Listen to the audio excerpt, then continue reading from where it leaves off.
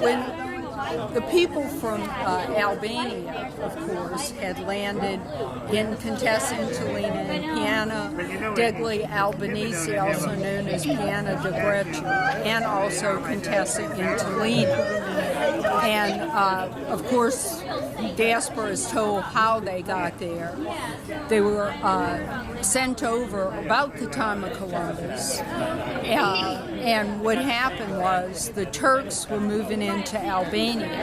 So they were allowed to take some lands in the center, and even though they practiced the Byzantine rite, they were under the Roman Pope. So that's one of the big differences.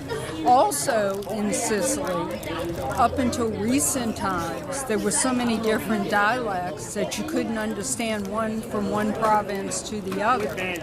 And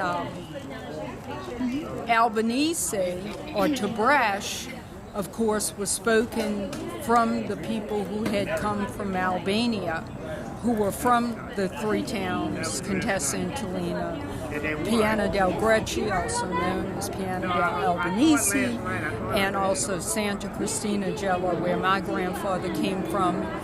He was born in 1883. He was 11 years old. He came with his brother, who was 10 years older. And they lived in one house, and what happened is they raised their children all in one house.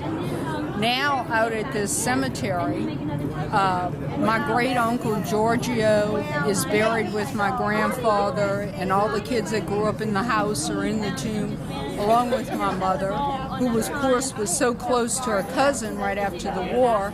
She borrowed her cousin's wedding dress to wear for her own wedding in 1948. And as a celebration of family, my cousin's father was cremated, and the day my mother was interred 3 years ago, again, we had a double funeral for them. And she was buried on, ta-da, St. Joseph Day. So that's my little story. Do you want to give a shout out about her car? I think I caught that. Yeah, I did catch that. Yeah, so, there's a name record. Yeah. record.